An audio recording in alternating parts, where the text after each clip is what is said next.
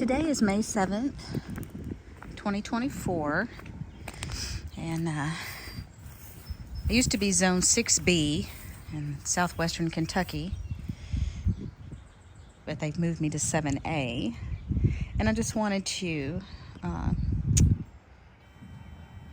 show some of my favorite plants. This is our barn slash shop, and this heuchera here is called Georgia Peach, and it is probably my favorite. Some of the darker ones that I have gotten, which like this one over here, it's so dark that it almost blends in with the mulch. And when these leaves get dark like this, there's not a lot of different colors between the mulch and the leaf, and they just don't stand out. It's a good one. It's called Lava Lamp, but it's certainly not my favorite. The Georgia Peach, they get very tall for a heuchera. That's every bit of probably 14 inches, not counting the bloom stalks. I just think they are wispy and beautiful. On each side of the heuchera here is the autumn frost hosta, and I just planted small plants. These were very small. I didn't even know if they would survive. They were just maybe 2 leaves coming out, like a leaf like that, and then a small leaf last summer, and they came out this spring. Just glorious. They're extremely hardy, healthy, vigorous hosta. I have not had any substantial snail or slug damage to them. They're just beautiful. They contrast so nicely, in my opinion, with the heuchera. Behind the heuchera, I have a hellebore called Glenda's Goss. It's a frost kiss. I think there's a series, and this is called Glenda's Gloss hellebore. It's way past its prime, and it's a brand new planting. I just planted it this spring. It's not even been in the ground 2 months, 3 months at most, and it was a larger plant, but it's just starting to get established. So these blooms they're not a good representation of what it normally would look like. It normally has more pink on it. My Brennera is not doing very good. I really feel like that it has been so wet, and I am not a master gardener, but just from observation, it has just struggled. And just recently has it put out some new leaves. Here it is, May, going into the second week of May, and you can see it just doesn't like it. And the ground is very, very wet. We get a lot of rain here in Kentucky in the spring. And here's another one. This is Queen of Hearts, but this is not a good representation. It's like I said, I put some sulfur down. I really just thought maybe the ground is too alkaline here, so I put some sulfur down, and I thought, well, I know sulfur will kind of fight against fungal disease, so I thought, well, if it is rotting and it's got a fungus. And I did notice a change pretty quickly. Within probably a week of putting down the sulfur is when they actually started putting out the leaves. I don't know what kind of hosta this blue hosta is. I'm not sure. I've had it for a long time. It was growing underneath a dogwood tree. It'd gotten so big that I decided I would divide it. And out of one clump, I got that one over there. I got this one and that one. And I planted another one back beside my greenhouse. This is the all gold Hakanakloa grass. It's not really come out very vigorous this year in this spot. I'm not sure why, but hopefully it will really get thicker as it gets warmer. These right here are hydrangeas. This is the Wee White by Proven Winners, and it's just now starting to form the flower heads, but it will be so pretty in front of this Japanese maple once they get fully bloomed. They're really a beautiful white disc that I think looks really pretty there. And then one more thing I wanted to show on this one. This is the Wiggles and Squiggles Hosta, and I ordered it off of Etsy, and it was a small but very healthy looking plant when I ordered it. It's Wiggles and Squiggles, and it has doubled in size just since last season when I planted it. And I just love it. I think it's just such a very bright, almost yellow, but it's a very bright chartreuse. Again, I think it really looks good up against blue or these red heucheras. This is a pulmonaria. Again, I just feel like it's really suffering from a lot of this. I don't know, the wind must have blown that. That is not that. This one is a Spot On by Proven Winners. It was here last year, and it got just infested with, it looked like, when I researched it, it looked like it was mealybug larva. And I have a major problem with the little roly-poly mealybug bugs here.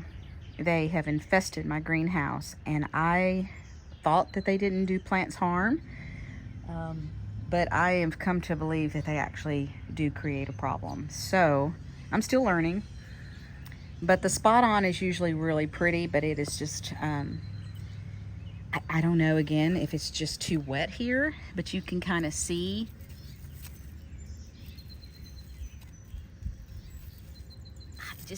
it just looks like it's succumbing to some kind of fungal problem.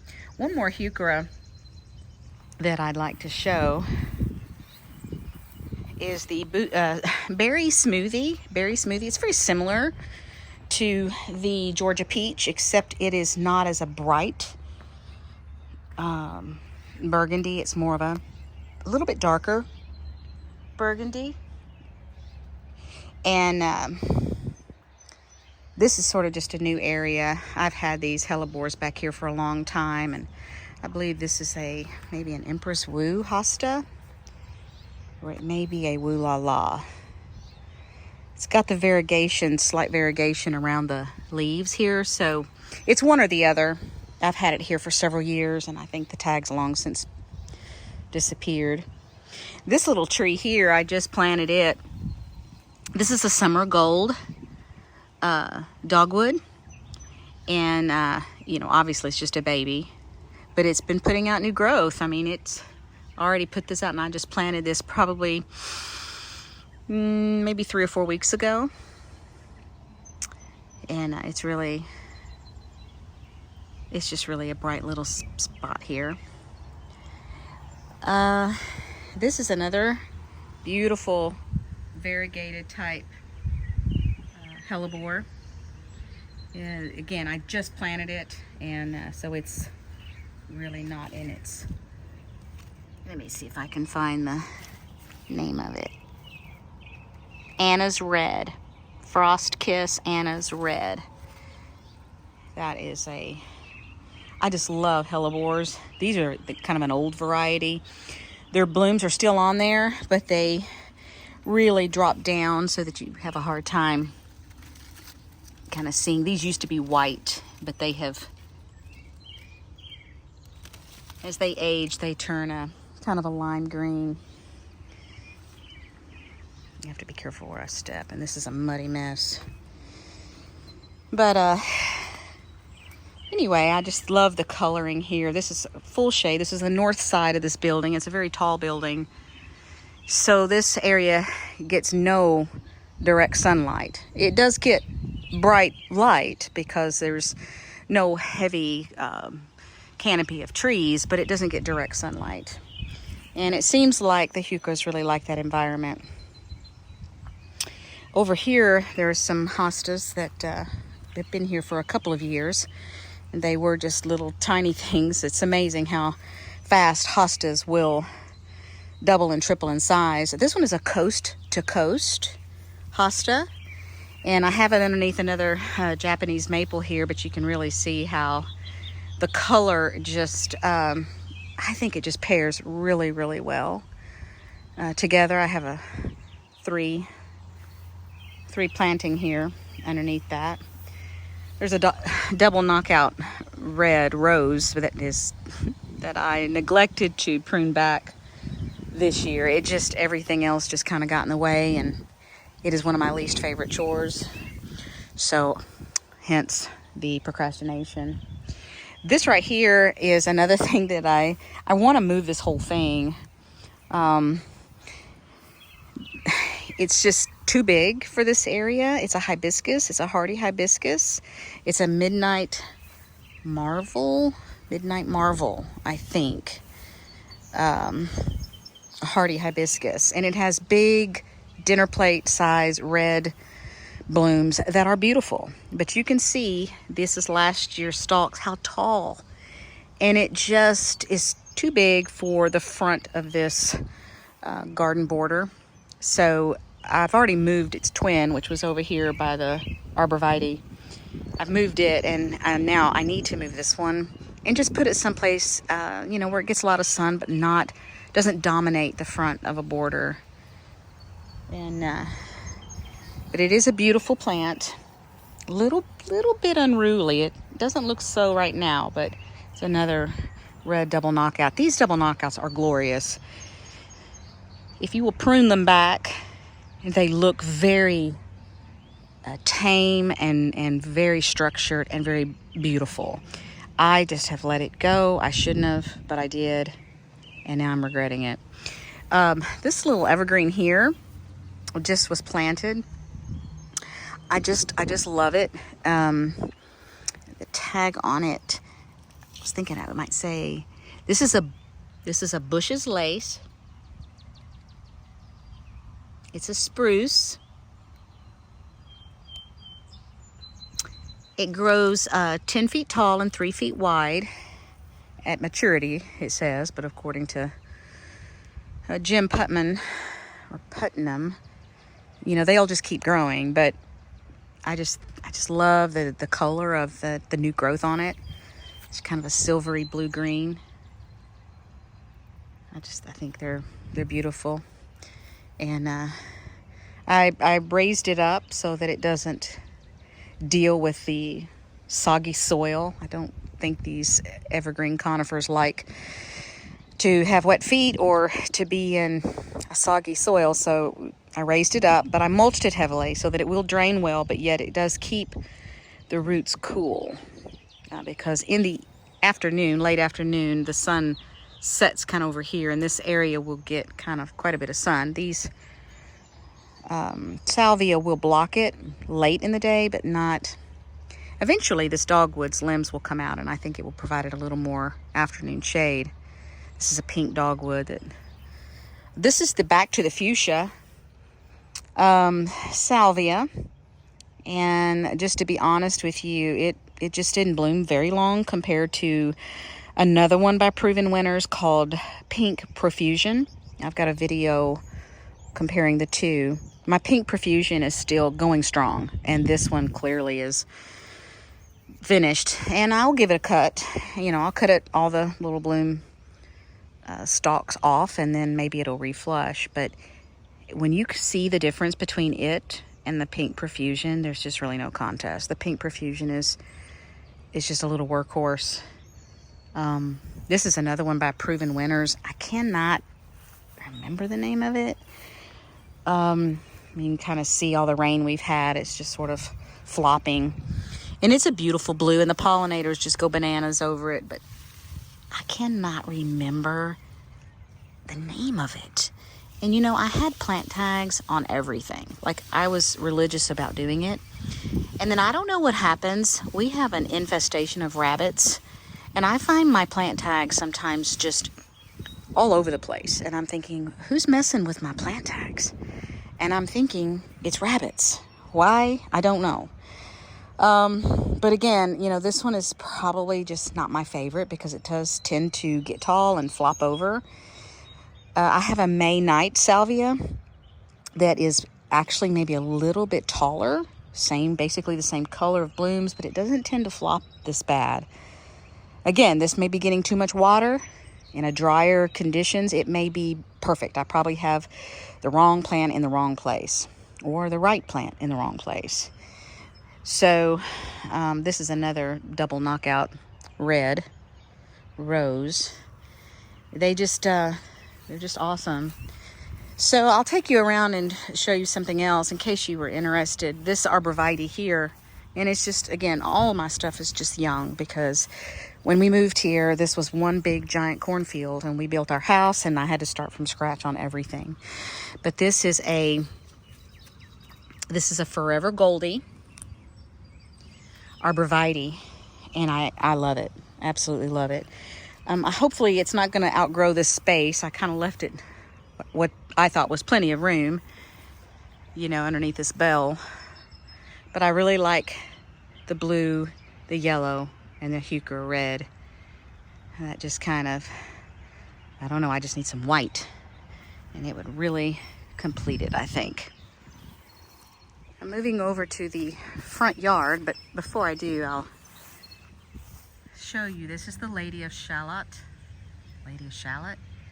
Rose by David Austin. I thought I was getting a shrub rose, but I think she's more of a climber. Very vigorous grower, beautiful color, has a nice scent. You have to kind of get right on it to smell it. But it's just very leggy and viney, and you know, I haven't really fertilized it. I'm gonna move it, so I haven't been very diligent to, you know, I give it the best conditions I could have given it. We need to mow, but it's been so muddy I can't even mow because I leave ruts. So I have an entire, basically a hedge in front of the house of the Stella d'Oro daylilies, which are just now beginning. I love them. They're actually my favorite daylily, and I have lots of different daylilies. And the reason I love them is because even, you know, besides the fact that they produce a profuse amount of these golden yellow blooms, but I really like the foliage better than any other daylily. The foliage comes out almost like a big giant monkey grass. And a lot of the other daylilies have strappy leaves that kind of flop over and are kind of sparse. And when the blooms are not there, they just are ugly to me. But not the Stellas. The Stellas, even when they're not in bloom, they just kind of look neat. All these little clumps of grass looking things. So I don't know. I would just, and the cool thing is, in about 2 years, you can divide this thing in 3 and 4 pieces and just spread them everywhere. I've got them everywhere, and you can't kill them. They don't, you just can't. They love life. And if it's a drought, the only issue I've had with the Stellas are aphids. And I have treated them early on in the early spring for aphids, but every one of these little guys here, these little stalks, which are just everywhere on them right now, every one of them will have several of these beautiful golden yellow blooms. And then back here I have a weeping white spruce and another one of the little summer gold dogwoods, the little variegated dogwoods. And then I have another Woo La La, Empress Woo. Let's look. Let's just see if the tag is still here on this one. Oh, what do you know? The rabbits haven't found it yet. Yeah, this one is the Empress Woo. So the Empress Woo, I guess, is not the one that's variegated. So the other one must have been a Woo La La. But again, this is a brand new little hosta. I just planted it. So it takes several years. I would say 5 years in good conditions. They like a lot of water in order for them to get to full size. To give you a for instance, this one here has been here probably at least 4 years. I guess this is the Woo La La. Oh man. You know, you think you're gonna remember what stuff is. The problem too is the tags, after a year or two, they become really brittle. But anyway, it's been here a long time. It's just now starting to take on some size.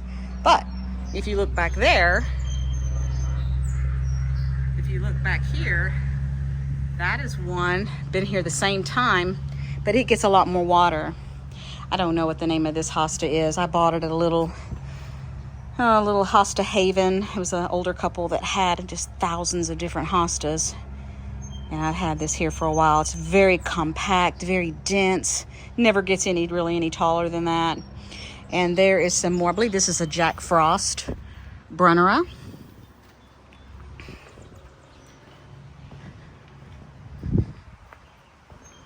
My entrance is in desperate need of some TLC and some maintenance.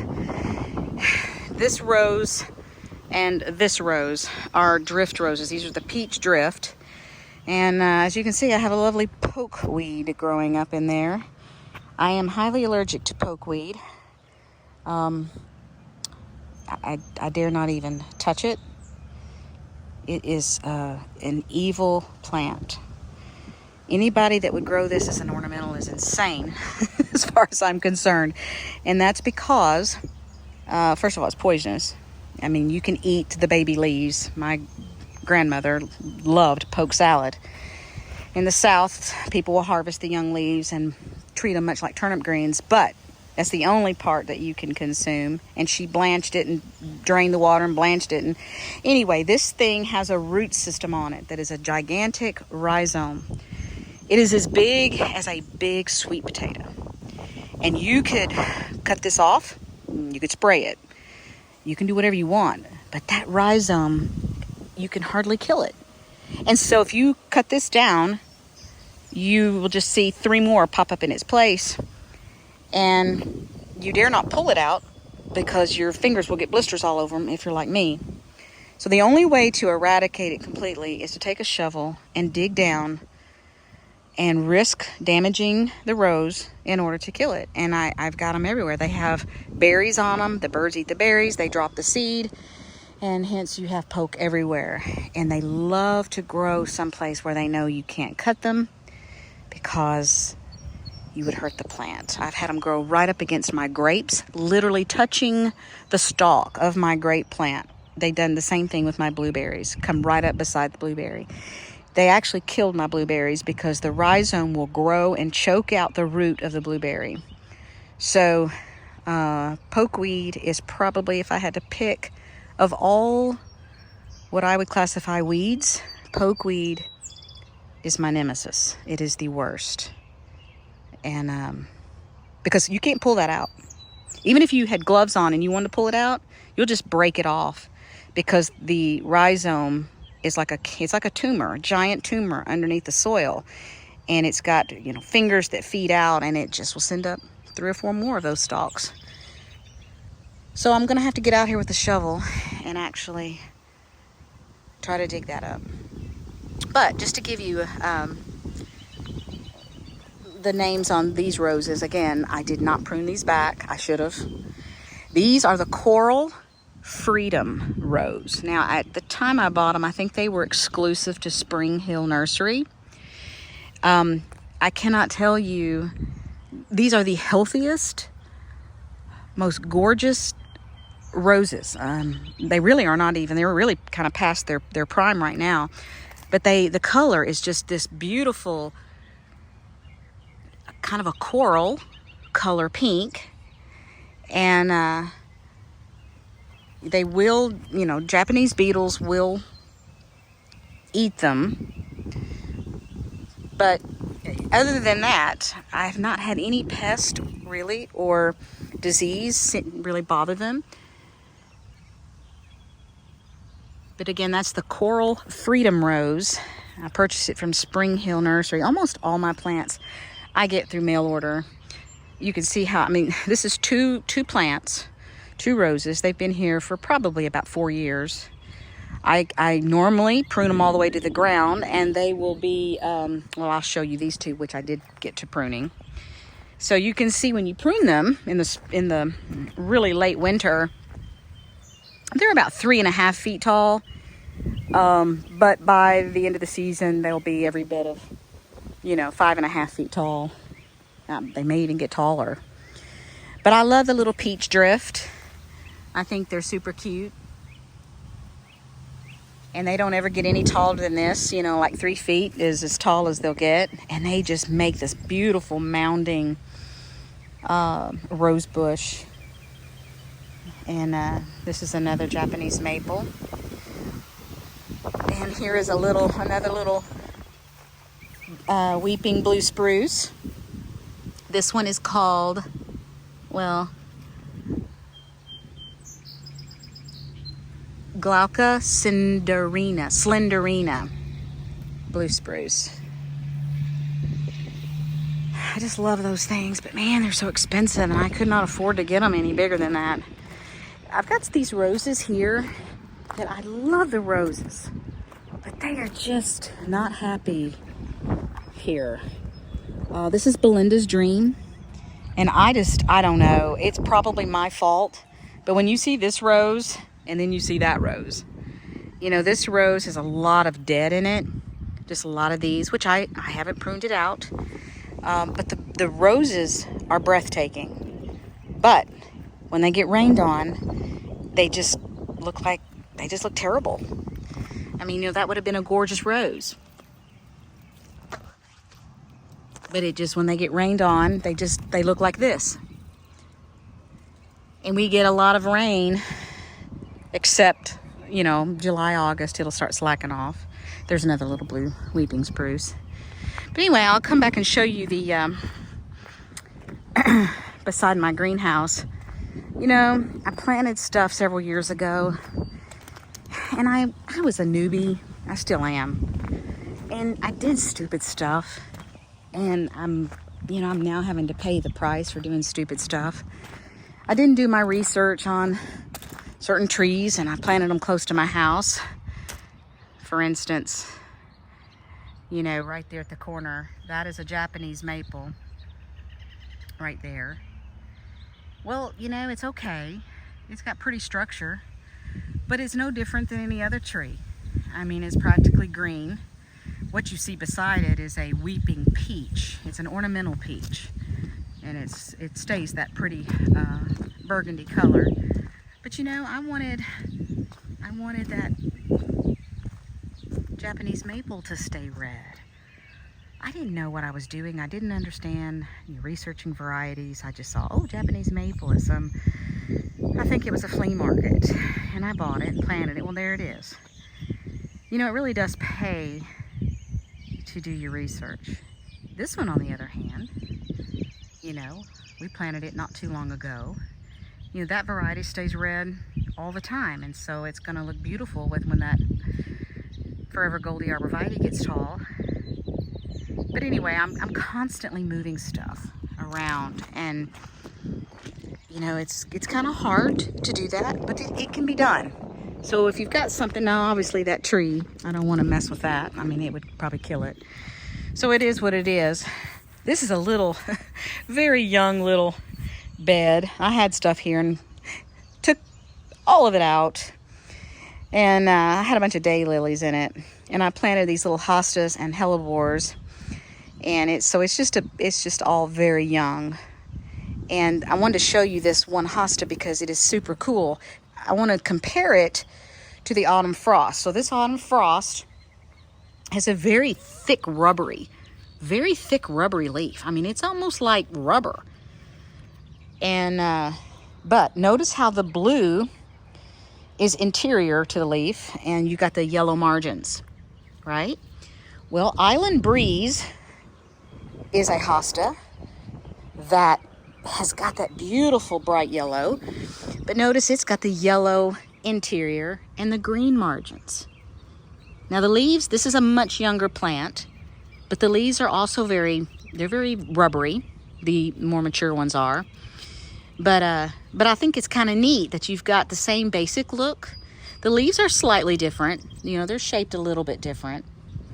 But it's same yellow, same, you know, brightness, but just the opposite of what the autumn frost coloring is. So anyway, I get distracted. This area here is a beautiful area in late summer. Everything I've planted here goes together and it's all in flower around July 4th. And this is kind of corny, but I kind of have a red, white, and blue theme going on here. So these 3 tall plants, as you see, there's 1, 2, 3. Those are crepe myrtles, which, you know, we're almost at the edge of their hardiness. But I've tried to protect them, putting them close to buildings. But they bloom a beautiful, rich, blood red bloom late summer. Down below, these little baby evergreens are I believe they're blue star. I literally put the tag here. Blue star junipers. See how they got that blue shade? So I've got those kind of in between. And then these are bobo hydrangeas, these little bushes here. So in late summer, they're going to be covered in big white panicle blooms. These are going to have big red panicles, and these are going to be blue. And so I've got red, white, and blue. I also thought about planting, which I did. I started with one. This is a pugster blue butterfly bush. And I know they like full sun. So I'm not sure. This is a test. I'm not sure how he's going to do here, because this has morning sun, because this is the east, and then the sun goes down back behind it. So all this is shaded in the late afternoon.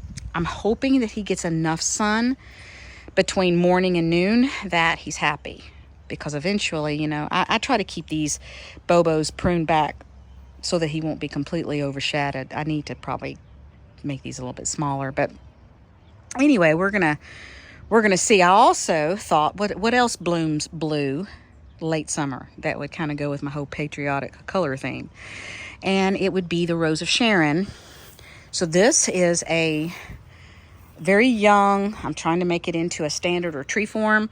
So all I've done is just literally let 1 leader grow up, and then I just cut off all the side branching. And eventually it will harden up and it'll stand up by itself. But this is the blue chiffon Rose of Sharon.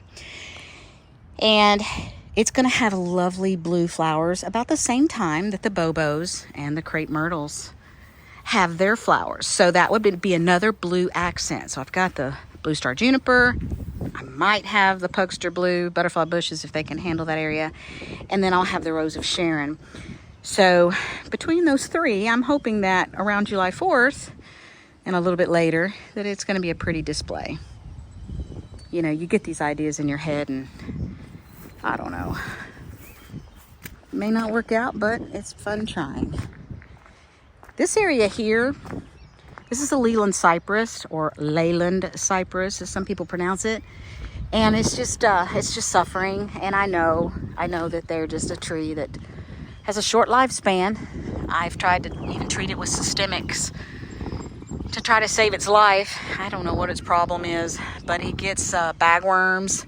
But, you know, even the years it doesn't have bagworms, because I've treated it with a systemic, it just has dead stuff all in it. And I don't know. You know, it's been here for years. It's been here as long as we've been here, which is,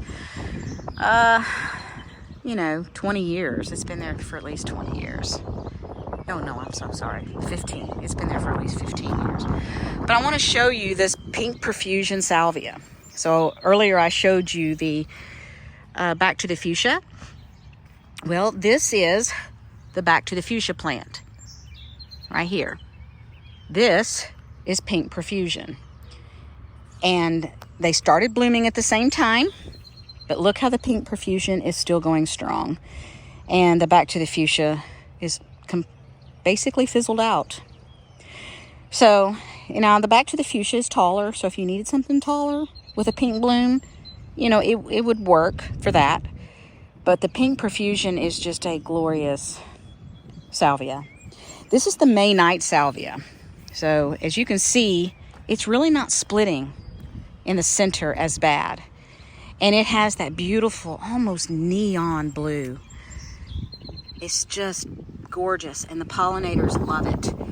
And, you know, it gets fairly tall. It gets, you know, I would say probably this plant is a good solid 20 to 24 inches tall. And it blooms for quite a while. It's been blooming here for quite some time. I've got a little mini rose here beside it. This is one of those little mini knockouts. They're not real super vigorous little plants, but he's cute, so I planted him. Here's another pink profusion.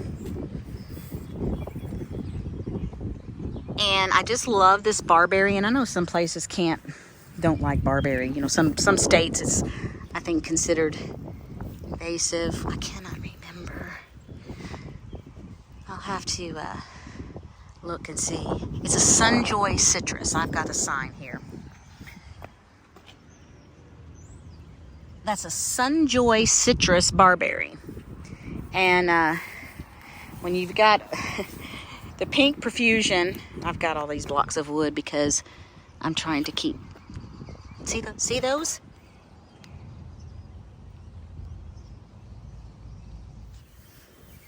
This is a double play doozy spirea. This is just getting ready to bloom, but you can see they're covered. It's just going to be a solid hot pink color. This rose here, which I love the color, is called Jump for Joy. This is a mock orange. I love this mock orange. I just love everything about it. I love the way the leaf structure is. I love the little flowers structure. I just think it's the neatest little thing. And it smells good too. It's not an overwhelming smell. I thought they were supposed to be like really super scented and strong. But this one really isn't that super smelly. But I love it. I just think the blooms are super cute. And it's loaded with them. My candy tuft is still going strong. I say going strong. It's not really going strong, but it was glorious. It was the very first thing to bloom. And probably need to shear it back because you can see how leggy it's gotten. But it was just a mat of white. I love candy tuft. I mean, here we are going into the second week of May. It's been blooming. Like I said, it was blooming in March. So, I mean, we're looking at almost 2 months worth of having blooms on it, even though the blooms are definitely nothing like they were. I want to show you this Baptisia.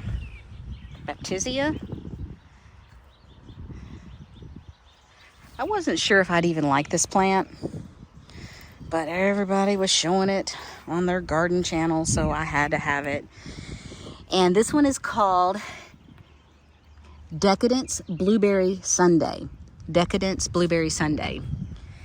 And I love it. I mean, these bloom spikes are huge. The foliage is very clean and unique, and it's just an interesting looking foliage. It's a very bright, happy green. And I don't know. I just think it's just the coolest thing. I just really like it. I wasn't sure. You can kind of see how the bottom almost looks like asparagus. And so it's not got really any kind of blooms at the bottom half. So you could underplant it. Clearly right now it's underplanted with weeds. But you could underplant it with something. It does like the full sun, so it'd have to be something sun-loving. But I just almost wonder what a barberry would look like underplanted. like one of those Sunjoy Citrus or Sunjoy Neo. Speaking of Sunjoy Neo, these are a planting of 3 of the Sunjoy Neo.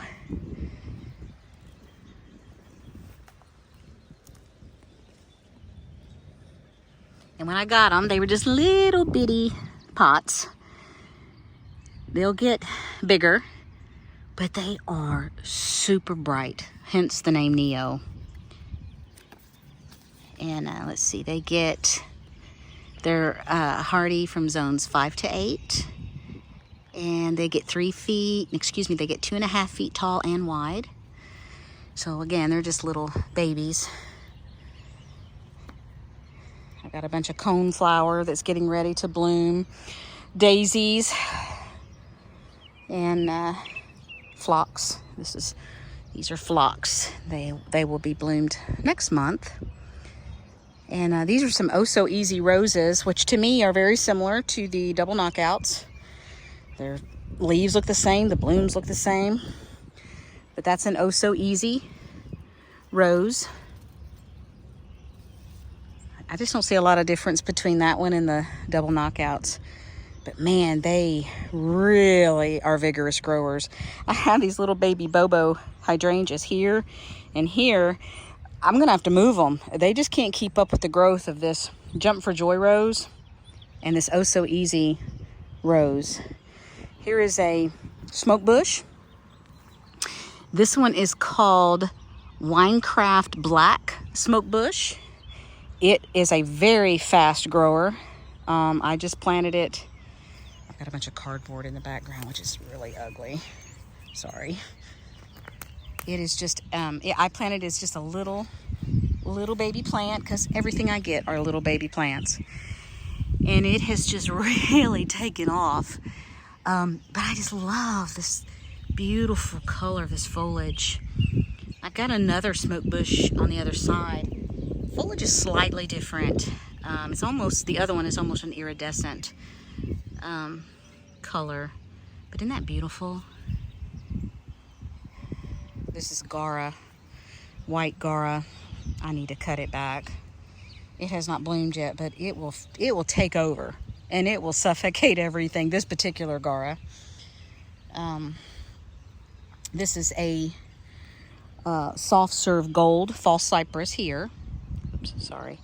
This is a soft serve gold false cypress, and it's not growing very fast. Let's see if I can. There's the corn. This is Walker's Low, Catmint, or Nepeta. I absolutely adore Walker's Low. The downside to it, well, first of all, it needs lots of sun. Lots and lots of sun. But when I had it in the other location, this is one of those mistakes I was telling you about earlier, that I had it in the front of the house. It got morning sun, but not evening. It would kind of reach for the sun, and so it really got bad about just kind of flopping over. It's not done that in this spot, and I think it's because it gets all day sun. The pollinators love it. It's been blooming for a long time, and anyway, I just love it. It's tall enough that it just is showy. Some of the smaller Nepetas are great, I guess, if you wanted them at the front of the border, but they're almost just too short, you know. But here's the other smoke bush, and it's a little bit different, very slight difference, but also gorgeous. Let's see if I still got the tag on this one. Probably not. I don't remember the name of it.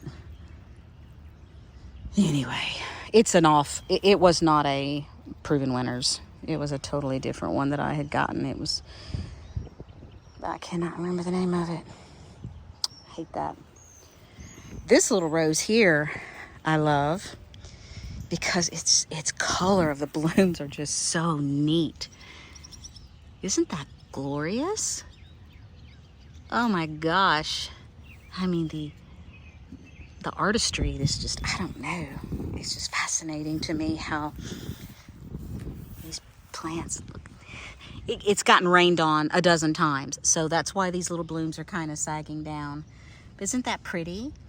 It's called Cherry Parfait. It's a grandiflora. It's called Cherry Parfait. Ouch. Just got thorned. And it's a fairly young rose. And then back behind it, it's not blooming yet. But I got to tell you about this guy. So I started balloon flowers from seed. They're just a standard blue. I can't say their name. Platycodons. I cannot say their actual name. I'm going to call it balloon flower. So I ordered some seed off Etsy, and I didn't even think the little guys were going to survive. They were so spindly. I just am not good at growing things from seed. But I finally got a few of them, and I thought, well, what the heck? I'm just going to stick them in the ground. And they have just been amazing. They come back for me here, and I'm going to still say I'm zone 6B, even though they changed me to 7A. I've been 6B longer than 7A. And let's see, not last December, not just like a few months ago December, but the previous December, so that would have been December of 2022, we had a Arctic freeze. Our wind chill got to -31, and our just standalone temperature here was a -4. It didn't phase these balloon flowers at all. So they're very, very cold hardy, but they can also handle full sun, and we get extremely humid, hot summers, and they're just lush. Nothing eats on them. I just am so impressed. Each little bitty spindly seedling became a clump. You know, another clump. They just, and when they bloom, they're just adorable. They're a beautiful bluish color. And so, you know, and they're probably, I would say, 2.5 feet tall, maybe. So soon you'll be able to see those. I've got this, this is a allium. It's got little curly leaves. Look how blue it is. It's called Blue Eddy. The tag's missing, but I do remember this one. It's called Blue Eddy. And it's kind of, the foliage is really kind of neat on it. These over here are also allium. The foliage looks totally different. And this one's Serendipity allium. And it'll bloom a little bit later. I planted this from seed. It's supposed to be baby's breath.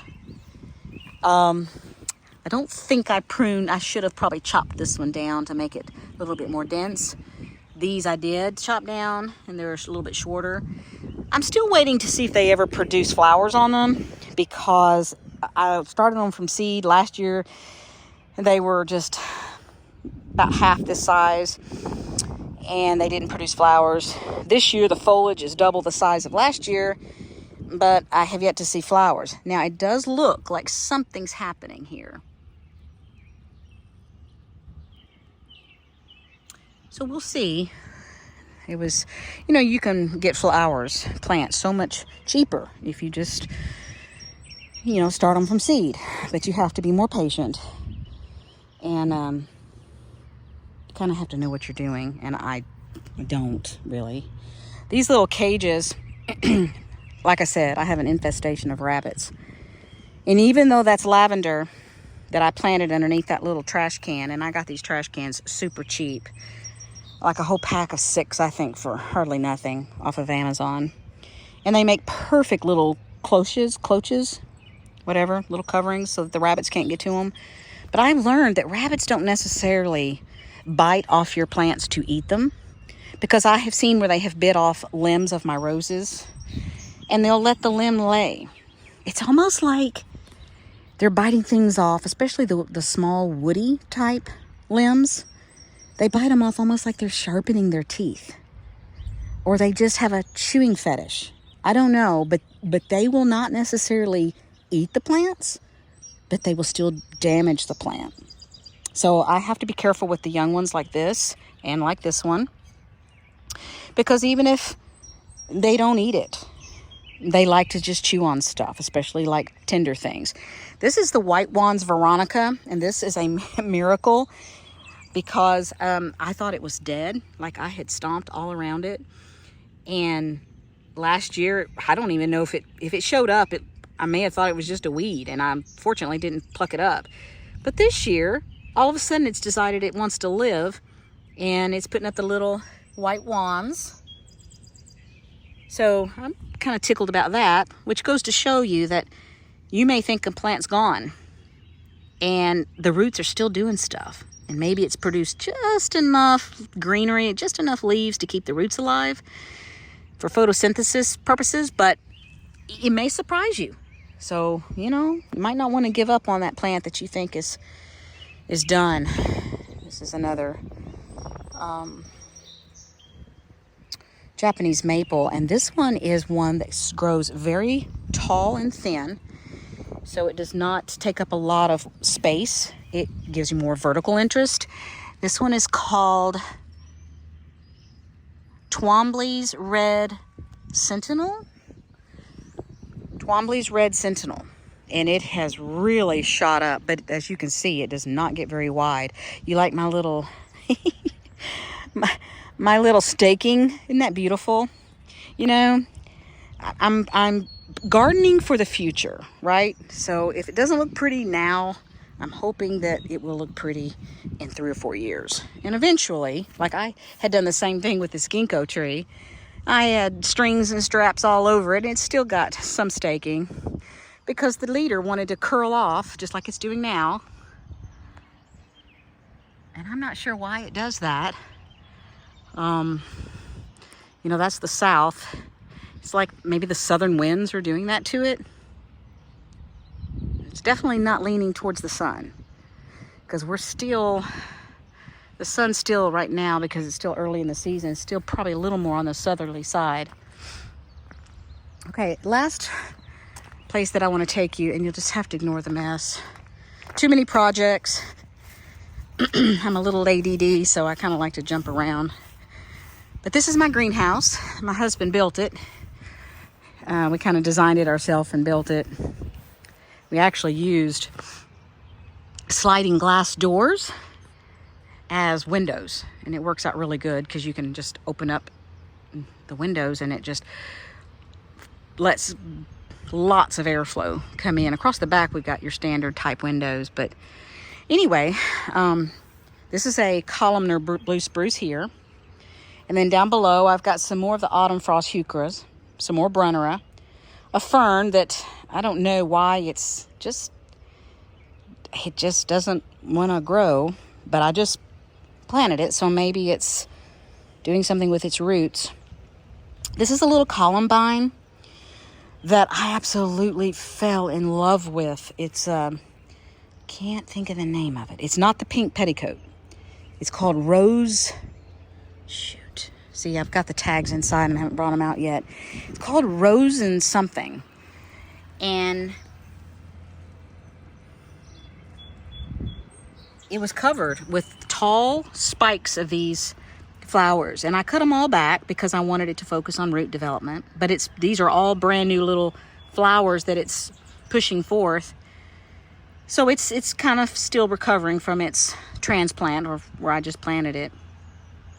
But I just love that color. It's a smoky pink mauve kind of color. Some more all gold Hakanakloa grass. I wish you could have seen the Little Mermaid clematis, or clematis, depending on where you live. It had beautiful baby doll pink blooms. And this is the first year that it's even produced blooms, because last year is when I planted it and it just sat there like it didn't know what it was supposed to do. This year it actually produced blooms, so I'm hoping for next year we're going to really see some action out of it. I'm going to kind of prune all this back. I believe this is a type 2. I'm not sure about that, and I know with the clematis you're supposed to prune it based on what type it is. I'll have to do a little more research, but I know that you can at least deadhead it. I've got some Green Mountain boxwoods here that I'm hoping will eventually get nice and tall and be pretty little cone shapes. I planted some annuals. This is the bubblegum pink Supertunia. This is the white one. I forget what it's called. Snowdrift.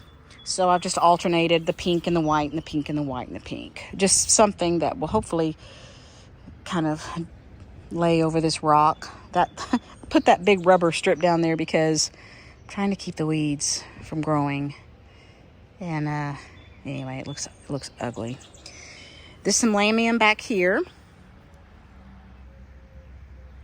And I want more lamium because the more ground covers you get, the less you have to weed. Here's another spot on pulmonaria or lungwort. And I'm going to tell you that I have another variety of lungwort called Trevi Fountain. And I am in love with the Trevi Fountain lungwort. It's this one right here. I like the spotting on it a little bit better. I have a more mature one in the front yard underneath right there by the Japanese maple, underneath the Japanese maple. And it's huge, and it has been producing the cutest little blue blooms. It sends up these little spikes of blue blooms that stay blue, and he's been doing it since March, early March, really early. Everything else was completely dormant.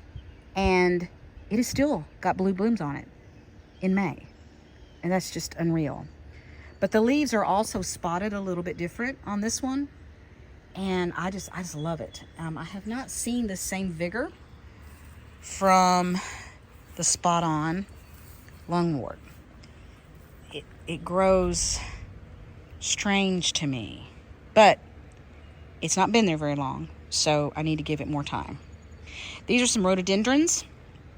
This is a proven winner's rhododendron. It's called Dandyman Color Wheel. And you can see the spent blooms on it. The brown things are the spent blooms. It is the prettiest little pink bloom.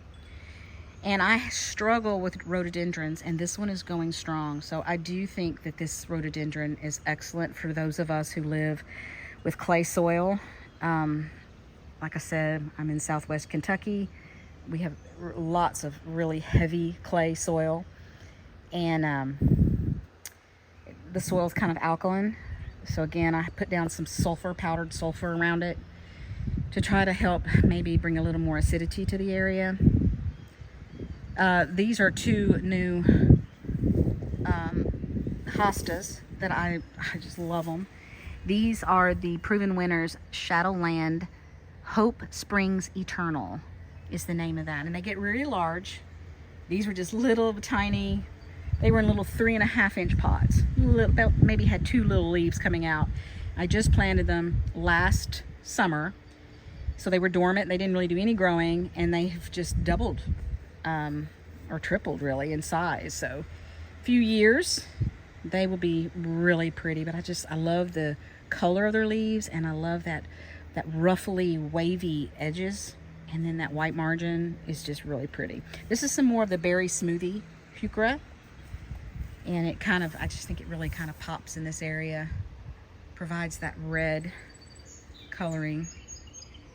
This is some more of that blue hosta that I divided. It's amazing hostas you can just keep dividing. More all gold Hakanakloa grass. This is another rhododendron, but it is not a proven winners, and it has just really struggled. It's called Fantastica, but it just I don't know, it's just I just don't have luck with certain plants, and it seems like the rhododendrons I just struggle, and I'm just wondering if it's not the soil or the acidity level. Like we have pretty alkaline soil here. This, I believe, is a nightlight chemiciferous, I think, is what this plant here is. I don't even know where the tag is on it, if it has a tag on it.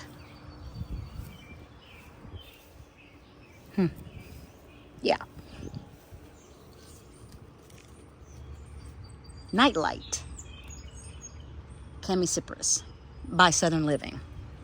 And it's very similar, you know, in looks wise to that arborvitae as far as the coloring. So we'll see which one does better here. I planted some dahlia from seed, and there's one little dahlia. Here's another little dahlia. And this one is the pink labyrinth seed dahlia, from seed. And here is a little baby Rose of Sharon. It's got a gorgeous pink bloom on it. It's variegated. And this one is called Sugar Tip. It's called Sugar Tip Rose of Sharon. And it's just a little baby. I'm obviously trying to tree form it too. And but anyway, I mainly just wanted to kind of show you this little area. Got me some little solar lights. Looks so cute at night. These that underneath that is a hydrangea. It is a tiny quickfire hydrangea. Here's another one here. This was another one of those plants that I thought I need to dig it up because they're dead. And it wasn't dead. So, anyway, that's kind of what's going on. I didn't show everything. Can't show everything. I will show you one other thing. One last thing. This is another drift rose, but it's not the peach drift. It is the apricot, whichever way you want to say it. Drift rose. And it has gotten beat with lots of rain, and its first flush of blooms is pretty much over. It was just glorious. So I hate to even almost show you this because it just doesn't do it justice now. If you could have seen it before, but it's loaded with blooms. I mean, it's just got blooms all over it still. But I actually think I like this color better than the peach.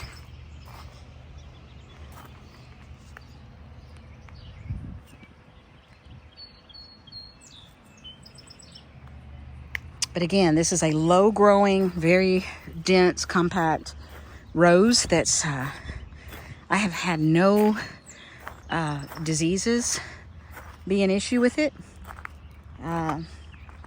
Very, very glossy foliage. Looks like you've sprayed something on it and to make it glossy. It's just, the foliage is small leaves, but beautiful glossy leaves. Very healthy looking plant. Anyway, that is just kind of a few things that's going on in May. And there'll be a few more things blooming later on.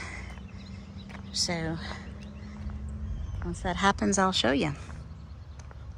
Thanks for watching.